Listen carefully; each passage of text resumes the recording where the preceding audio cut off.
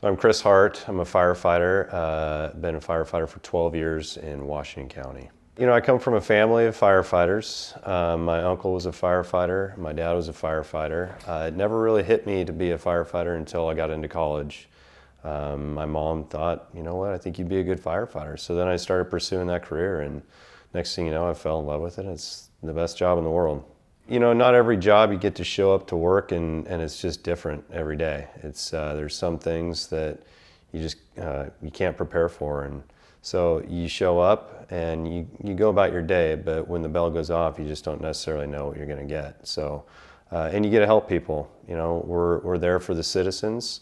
We're there just to take care of people, and it's really rewarding to be able to go into people's homes and help them out, whether they're having a medical emergency or if their house is on fire, or if there's any sort of other tragedy that they're dealing with at that point in time. I was hired 3 months after OPSRP came into effect.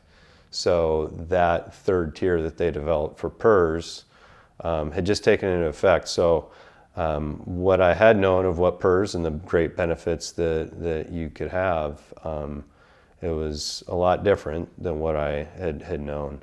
But it's, you know, it is what it is now, and I'll just have to work longer. Most of us will have to work longer, so that in turn will, you know, 10, 15 years down the road from now, you're going to have firefighters that are hired under OPSRP that are going to be hitting that 25-year mark. And some of us might not be able to retire because our benefit just isn't as good as what we thought maybe it would be.